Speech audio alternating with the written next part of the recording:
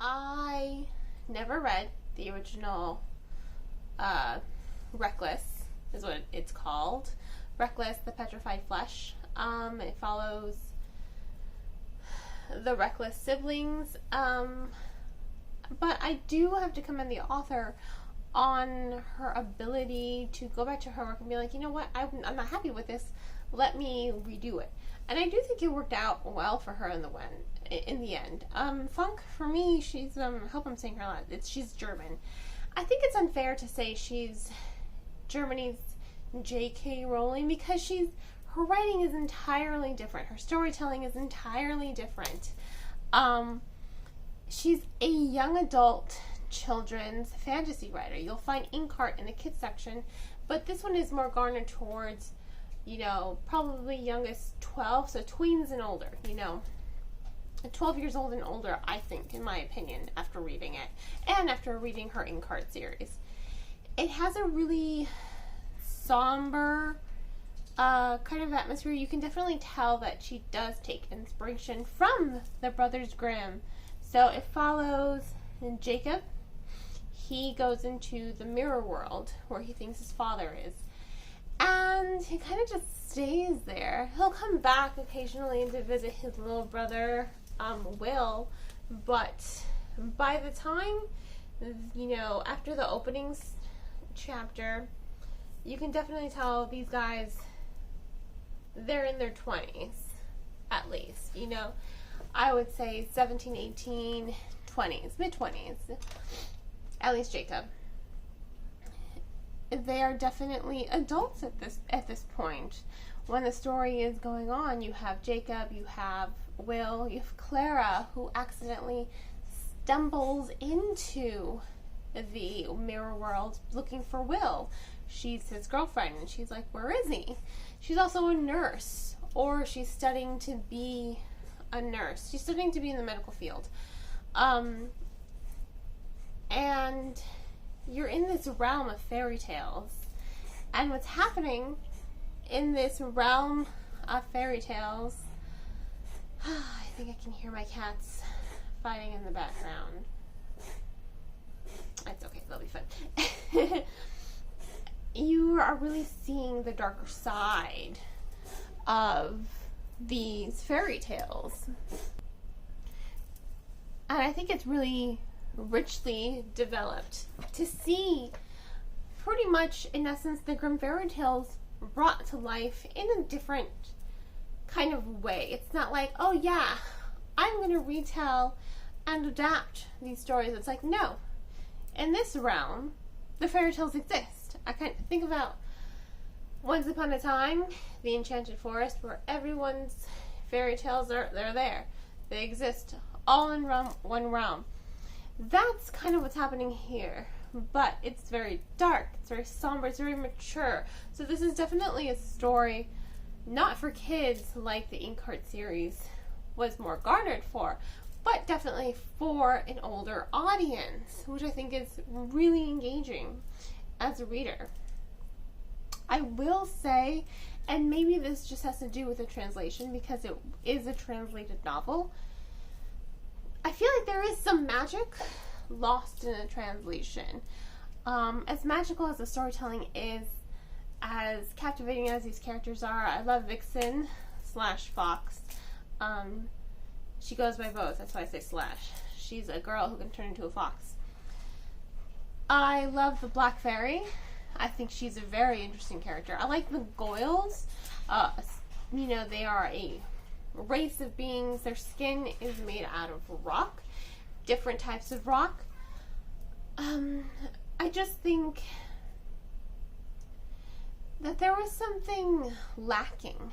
I wasn't as in love with this story as I wanted to be. I didn't quite lose myself in it. For the most part, I will say that last quarter of the novel, or 1/3 of the novel, I was really just like, I need to see what's going to happen next. And I do want to see what's going to happen next in the next 3 novels, because there are 3 more novels. I just think, for me personally, with the translation, possibly, I feel like there was something lost. some spark, some magic in it. Because as magical as the storytelling was, as sinister as the storytelling was, it felt a little dense. It felt dense to me. I don't know how else to explain it. That's the best I can do. It's like it was stiff. But I will say this. After I have read the Grimm fairy tales, I do want to say it does feel a lot like I am reading the Grimm fairy tales. Like that kind of same feeling I get when I read the Grimm fairy tales, I got when I read this. Its essence. There you go. The essence of the novel that's probably why I liked it, in the end. The essence of the novel, the characterization, it was very similar to the Brothers Grimm fairy tales, and it really did sell me as far as wanting to read more. It sold itself to me. I did want to read more. This is Sally. So I think overall it's a good story. I think it's just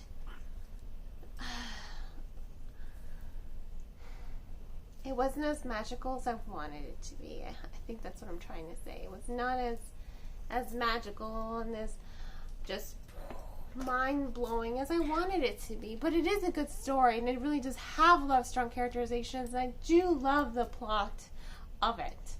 I love the progression of the plot. I love the progression of the narrative of the storytelling. I like the journey Jacob goes with this story, because he's realizing by staying stuck in the mirror world pretty much all his life, he pretty much has,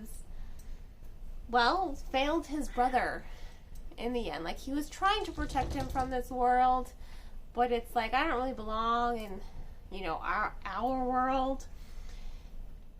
Except, he abandoned his brother just like their father did.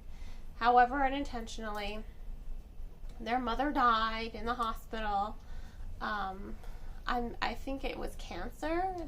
It was something along the line. She got very ill, so she passed away in the hospital. That's how he met Clara, Will. Jacob wasn't there for him.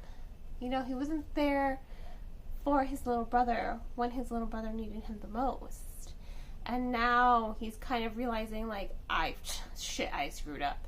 And now this curse has befallen you. And it's like, no, I can't let this happen to you. I need to save you. He's coming to terms with his own failures as a brother. He's coming to terms with his own flaws as a human being. And I really do think that's a really good journey for him. And I also love Fox. I love how, I did read the acknowledgments, how she said, at first she thought of Fox as just kind of like his pet. No. Fox is so much more. And she's just, Jacob would just be doomed without her, honestly. Like, he's a fool without her. Jesus. And she's hardly this affectionate half the time. But in any case, I think it really does have strong characters. I love the plot twist with the Black Fairy and her sister, the Red Fairy, at the end. I think it's really interesting, and it does show a lot. I love how we're seeing some of these fairy tales. We do get to see Sleeping Beauty's tale come to life, and it's not very happy, unfortunately. The fairies weren't able to save her.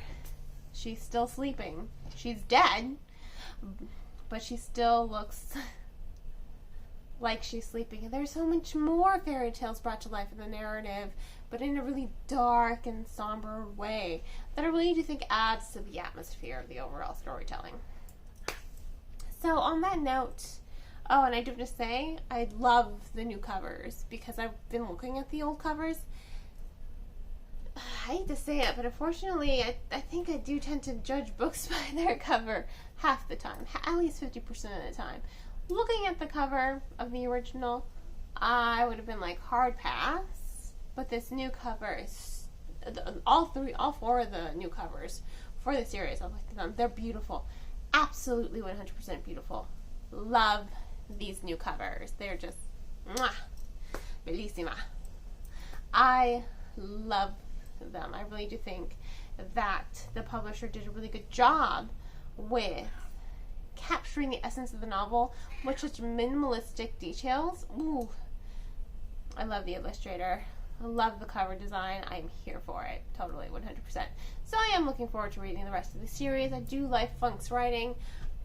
Do I think it's going to win over everyone's heart? Probably not. Like I said, maybe it's just something that was lost in translation, but I do feel like some of the magic is lost from German to English, which you would think it shouldn't be, considering English is a Germanic language, but whatever. No translation is going to be perfect. So I do like the story as a whole. So I will give the Petrified Flesh, I will give it 3.75 stars. Not quite 4, not quite 3.5. You know, it's really in there in the middle. So, not quite, but 3.75 stars out of 5. If you want to go ahead and purchase the book, please remember to purchase the book from your local bookstore or online book retailer. Please. There's no bookstore near you. There are plenty of websites. You've got bookshop.org, which will donate money to the closest bookstore closest to you. You've got barnesandnoble.com, which does sell books online half the time cheaper than you would get at the store. You've got IndieBound, you've got Books A Million, you've got Better World Books. There are so many resources for you to support something other than Amazon. I mean, let me tell you, whenever a customer says to me, like, at the bookstore, yeah, oh, I'll just get the book on Amazon. It's like, it's just, it bugs me, because it's just like, you know that they're not really employing, the reason you can get those books cheap is because they're not really, they're just kept in a warehouse. You know, they're not employing people. Besides, Jeff Bezos, Amazon has enough money, you know, as someone who buys pretty much everything else on Amazon. Support books. But I'm trying to get away from that. I'm trying to, if I can find it from the actual retailer, I'm trying. Support your bookstore, support your local neighborhood stores. I know sometimes convenience is everything, but just support your bookstores when it comes to books. That's all I ask. If money's tight and you can't afford to purchase the book, you can also try a Scribd membership. It's $8.99 a month. They have a whole library, a whole slew, like thousands, millions of books in their database, both ebooks and audiobooks. That's actually where I listen to most of my audiobooks, on Scribd. And you can also try Libby. All you need is a library card number. Libby app is free. You just need your library card to get ebooks and audiobooks from your local library. Most libraries are also doing curbside pickup, so if they have a physical copy and you would prefer that, just do that, curbside pickup. Hope you all have a great rest of your day. Please don't forget to support me here on YouTube by liking this video and subscribing to my channel. You can also become a supporter by purchasing one of my handmade candles or by becoming a supporter on Buy Me a Coffee. Have a great rest of your day, everyone, and as always, happy reading.